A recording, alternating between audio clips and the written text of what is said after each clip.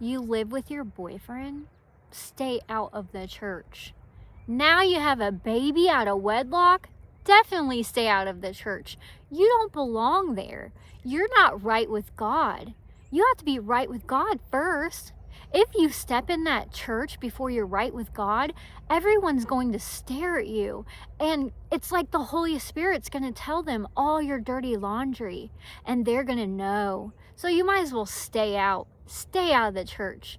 Straight from the enemy, guys. Lies straight from the enemy. The church is a hospital. That's where you go when you're broken. It's okay to go if you don't have your life right and you're not right with God. We'll never be right with God. We're so undeserving of his love, but yet he still loves us. He still guides us. He still gives to us. Guys, it wasn't until I had my first child that I truly knew God's character and his love for me. I didn't know that before. I thought he was a shame on you, God, type of God. Like he just wanted to punish me. Everything I did wrong, he just was ready to punish me. That's how I grew up thinking God was. But as soon as I had my daughter, and I would hold her and I would think, there is nothing she can do in life to make me not love her. She could murder somebody and I would still love her. I would be disappointed, but I would still love her. So it wasn't until I was rocking my little baby to sleep, I had to work night shift in nursing, and I would play country music back in the day. And God used Carrie Underwood, Jesus Take the Wheel, to get me in church. It sounds cliche, but Jesus Take the Wheel was my song at that time. And it came on and I'm rocking my baby to sleep. And I thought, yes, my life is a mess. And if I love this little baby so much, that no matter what she does, my love will remain, how much more does God love me? I have sinned. I'm living in sin, but yet he still loves me. He still loves me. Having a child and becoming a parent, for me anyways, changed my perspective of God. And I thank God for that. And every time I see new parents have their very first baby, I just get so excited for them because I wonder if their eyes are gonna be opened and revealed to God's love like it was mine. So, one morning, I got home from night shift and my boyfriend at the time, he had a drinking problem and he was hanging around the wrong crowd. And I kept that song in my mind, Jesus Take the Wheel. That was during the week. Now it was the weekend. And I had my mind made up that this Sunday, I'm going to go to church. I'm just going to go. I'm going to ignore the anxieties, the enemy's lies. I'm just going to go because I feel like that's what God would want me to do. So I get off night shift and I come home to my boyfriend in bed and he's laying in puke everywhere. I'm tired. I want to go to bed, but I thought I have got to change. I've got to change our family, our home. If he's not coming with me, that's fine. I gotta take care of myself. I gotta be the leader right now. Sometimes we have to be the leader, even if we are the women. We're not the husbands. We're not the man. We gotta be the leader, and hope and pray that our husband follows, and eventually we can let go and let them be the leader. So that's what I did. I got my baby ready. I got myself ready, and he just slowly looks at me and says, "Where are you going?" "I'm going to church." "Church? What are you going to church for?" Like, "We need to go to church." And so me and my baby, we're going to church. You can come, you can stay, whatever. I'm going. I'm not waiting on you. I'm doing this for me. And I want to. And then I thought, when I was a kid, I wish my parents would have took me to church. It would have saved me probably a lot of a lot of trouble in life if I would have went to church. And so I thought, what a gift this is to give this to my child, that she can go to church, that she can grow up in a church and get to know the Lord and other believers and be surrounded by other believers. So we go to church, guys. And I'm just trying to push down my fear, my anxiety, and I walk in, I take my baby to the daycare. She did great.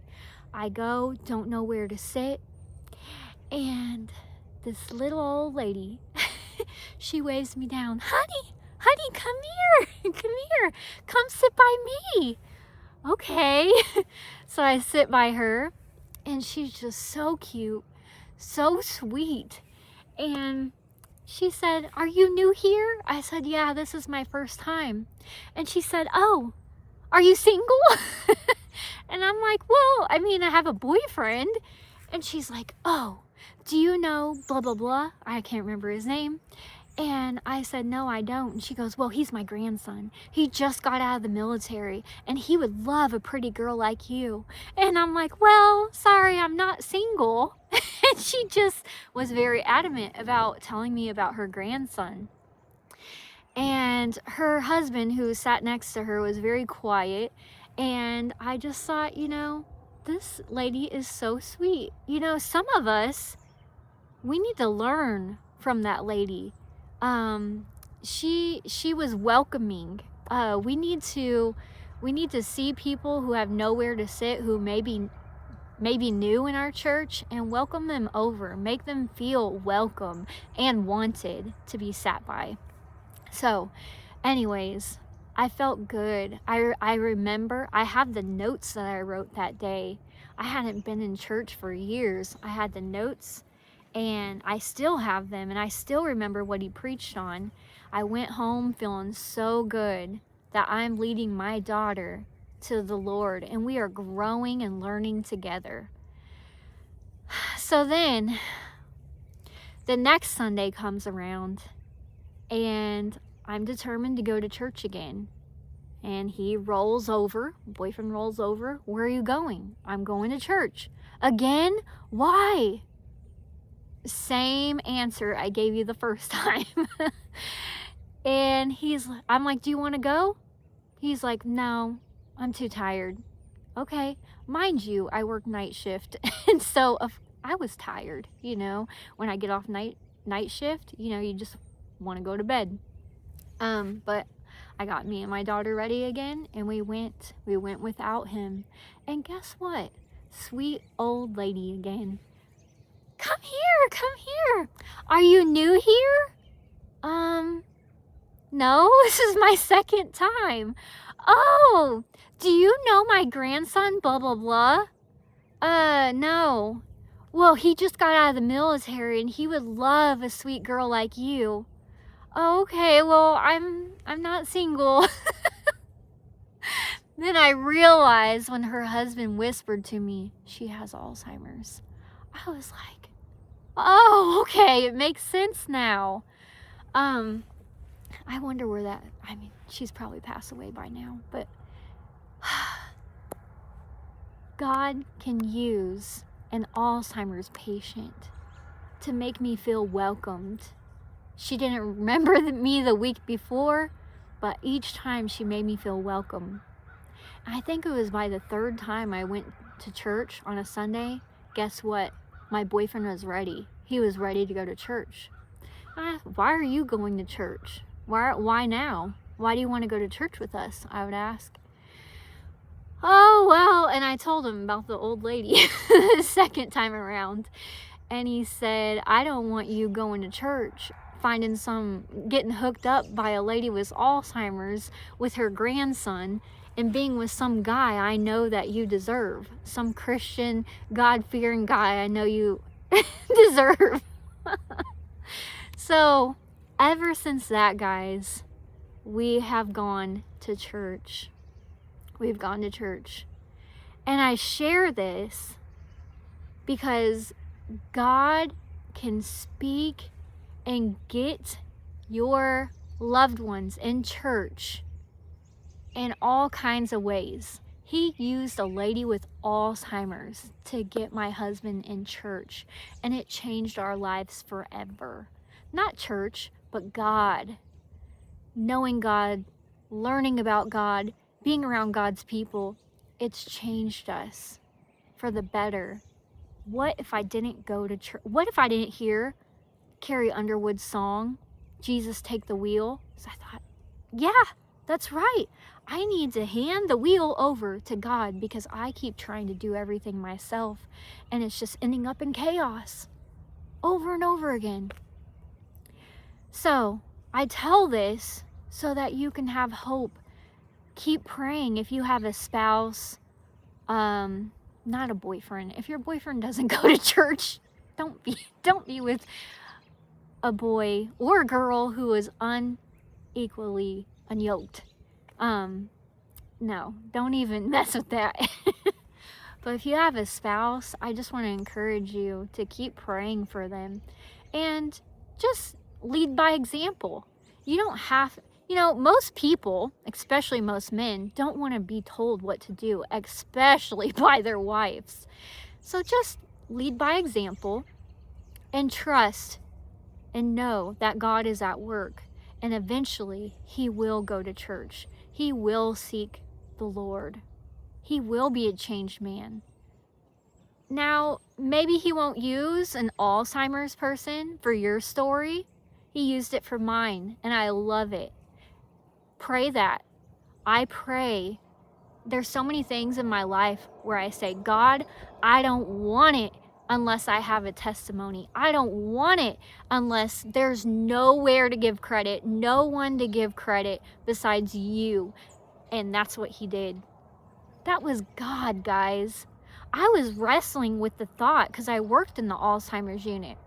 God, why would you give? Why do people have dementia and Alzheimer's? Their life is over. They have no purpose. I was struggling with that in that season of my life. And God used that lady with Alzheimer's. And she doesn't even know it. I don't mean to cry, but it's just amazing how God works. He can use a donkey. We read all these crazy things in the Bible. He can use a donkey, a burning bush. You're not going to get a burning bush. You're not going to get a talking donkey. And you're probably not going to get a lady with Alzheimer's, but you're going to get something. You will. Keep praying. Keep staying strong. Keep believing. Stay in God's word. Know who he is. He's a promise keeper.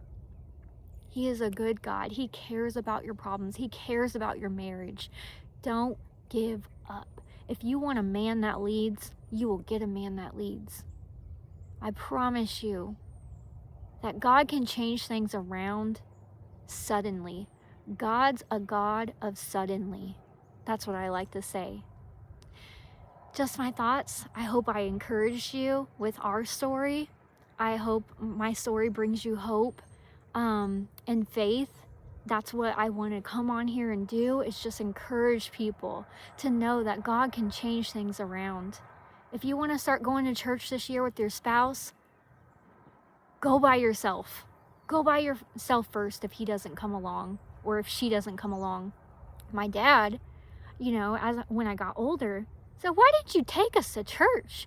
My dad was, when he was a kid growing up, his side of the family, it's a lot of preachers, and they church was the thing. He said he went 3 times a week, sometimes more than that. They went to church a lot. Church was part of their life. And when he had a family, when he had me, my brother and sister, I asked, why didn't you take us to church? Why didn't you ever take us to church? Oh, I tried when you were little, but your mom didn't want to go.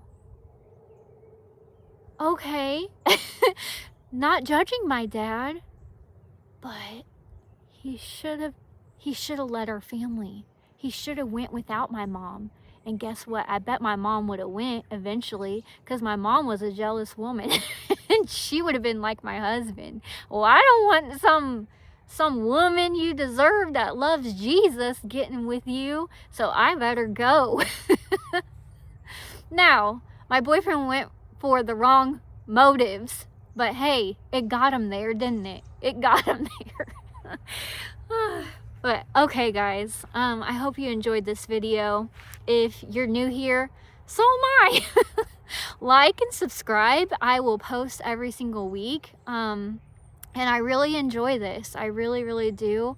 It's not easy, but it's worth it. You're worth it.